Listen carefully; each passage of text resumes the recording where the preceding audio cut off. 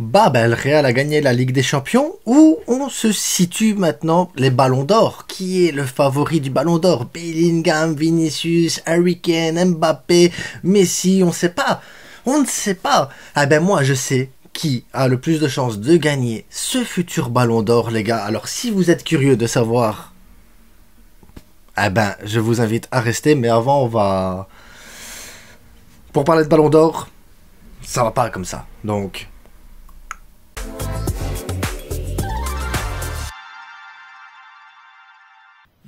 C'est mieux comme ça, non? Là, pour parler un peu de Ballon d'Or, on est mieux, on est présentable et au moins on peut parler de choses sérieuses. Donc le Ballon d'Or, qui est le futur Ballon d'Or?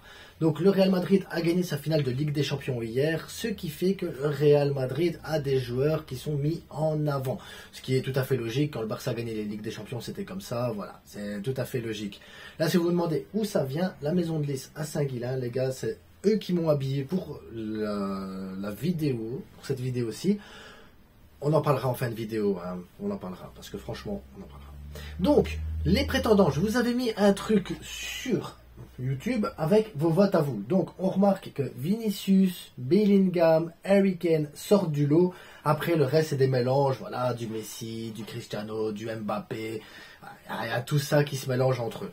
Donc, on va commencer par le plus évident pour vous. Donc, Vinicius. Vinicius qui vaut 150 millions, 23 ans, brésilien, qui a gagné la Ligue des Champions, la Liga, Super Coupe d'Espagne. Enfin, on va surtout se baser sur la Ligue des Champions et la Liga, qui sont quand même les compétitions principales.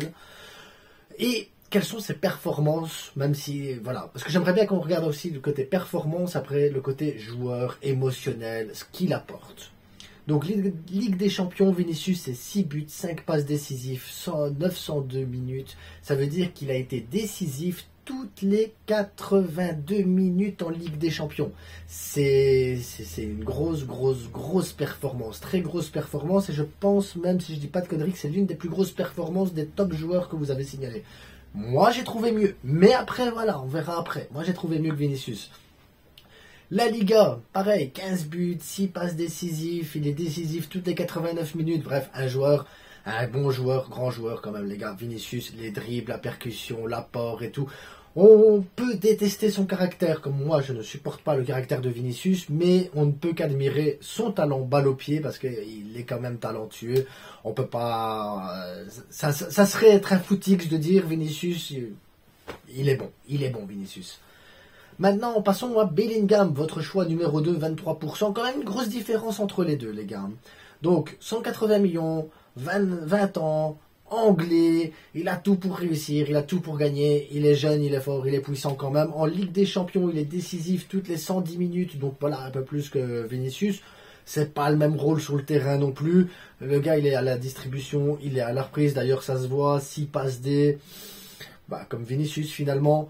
5 passes D en Ligue des Champions, 4 buts, donc voilà, c'est pas des stats de fou, mais quand tu vois comment il organise le jeu, comment il est là, il se bat et tout ça, ça reste un joueur extrêmement important pour le Real Madrid. Il y a un Real Madrid avec Bellingham, il y a un Real Madrid sans Bellingham. Ça se voit, les titres, Ligue des Champions, Liga évidemment, donc voilà, le palmarès, il est là également. En Liga, c'est 19 buts quand même en Liga, 19 buts, 6 passes D, décisif toutes les 93 minutes, donc voilà, reste un joueur important de l'effectif du Real Madrid et on l'a senti cette saison. De toute façon, Vinicius, Bellingham, vraiment, c'est les deux joueurs qui sortent du lot côté Real Madrid. Maintenant, on a Harry Kane, parce que Harry Kane, l'air de rien, pour ses 30 ans, anglais, comme Bellingham, et à mon avis, c'est là que ça va se jouer. Est-ce que les votes vont partir sur du Kane, les votes vont partir sur du Bellingham, parce que l'Angleterre et tout ça, mais on peut dire pareil, Vinicius, Bellingham, Real Madrid, est-ce que voilà, ils vont pas pousser plus pour l'un que pour l'autre, on verra.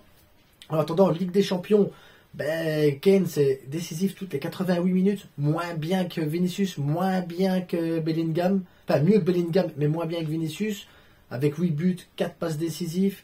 Par contre, en championnat, les gars, lui, c'est une machine à tuer. C'est une machine à tuer. 36 buts, 8 passes décisives toutes les 64 minutes.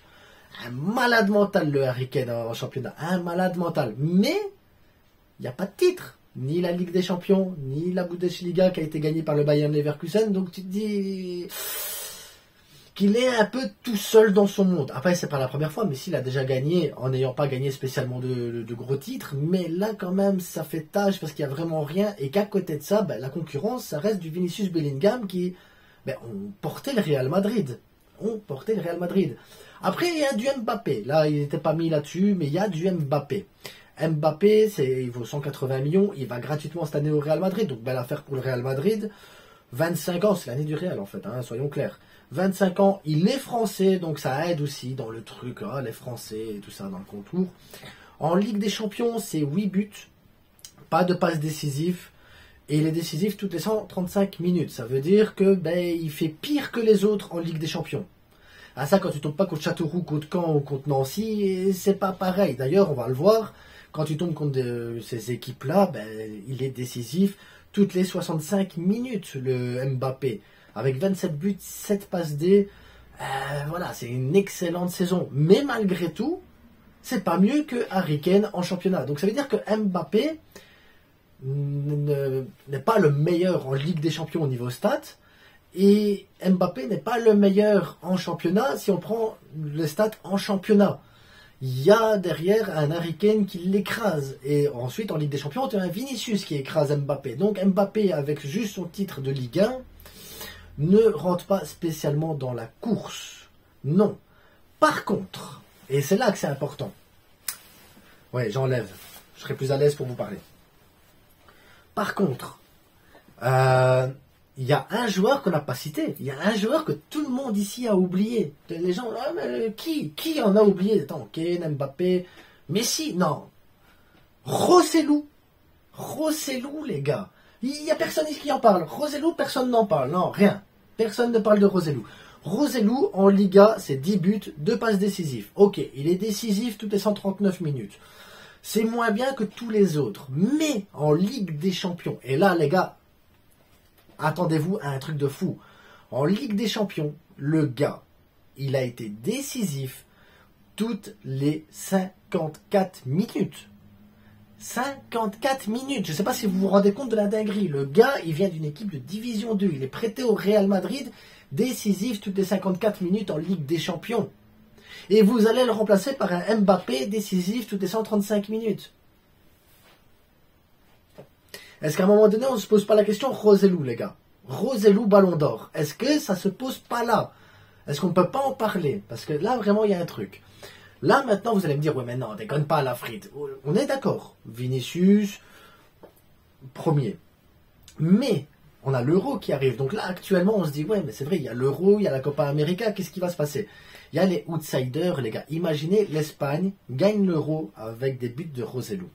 Les buts de Rossellou. Toutes les 54 minutes, Rossellou, il marque avec l'Espagne. L'Espagne va gagner l'Euro.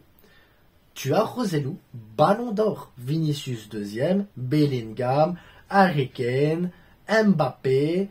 Et après, tu as par exemple Kroos, Marco Reus qui pourrait arriver dans le top 10 du Ballon d'Or leur dernière saison et tout, hommage et tout, ça vaut le coup aussi. Mais après, avec la Copa et avec l'Euro, tu as des joueurs comme Messi, Cristiano Ronaldo en moindre mesure, qui peuvent débarquer là derrière et aussi créer la surprise, parce qu'on sait l'importance que les compétitions nationales peuvent avoir une année de Ballon d'Or. C'est hyper important. Regardez Messi, il a gagné le Ballon d'Or avec sa Copa América, le Ballon d'Or avec sa Coupe du Monde. Est-ce qu'il ne pourrait pas regagner un Ballon d'Or avec sa Copa América à nouveau? Imaginons, il démonte Vinicius en quart de finale, en demi-finale ou en finale de cette Copa América. Vinicius là en larmes.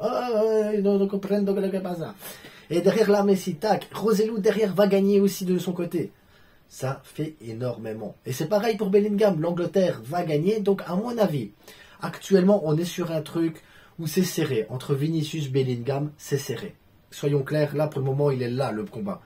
Mais derrière, n'oubliez pas Kane, Rossellou, Messi, Mbappé. Parce que Mbappé, avec la Coupe d'Europe, il pourrait y arriver à faire quelque chose. Donc, actuellement, Vinicius Bellingham a une longueur d'avance. Juste derrière, on a Rossellou, parce que Rossellou, c'est les mêmes titres, c'est le même truc, c'est le même club. Donc, ça se bat entre les trois là. La Copa et la Coupe d'Europe, les gars, va décider de tout. Voilà, n'oubliez pas le plus important, les gars, ça reste que du foot, parce que c'est ça la vérité, c'est que du football. On est là pour s'amuser, pour rigoler et pour se détendre un petit peu. En attendant, je vais vous parler de la maison de Lys à Saint-Guilain, c'est eux qui m'ont habillé, les gars. Et regardez quand même, j'ai pas la classe. Et franchement, j'ai pas la classe. Si, hein, quand même. Donc, comme on voit, même les accessoires, style bouton de manchette ici.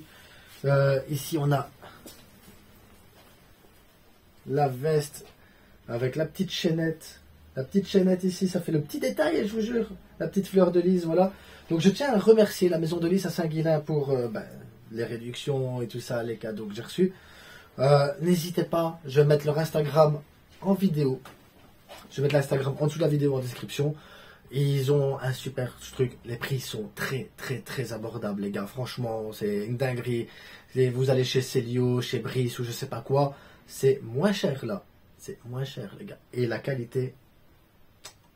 Donc merci à Mustapha, parce que c'est Mustapha qui s'occupait de moi. Et il est excellent. Excellent.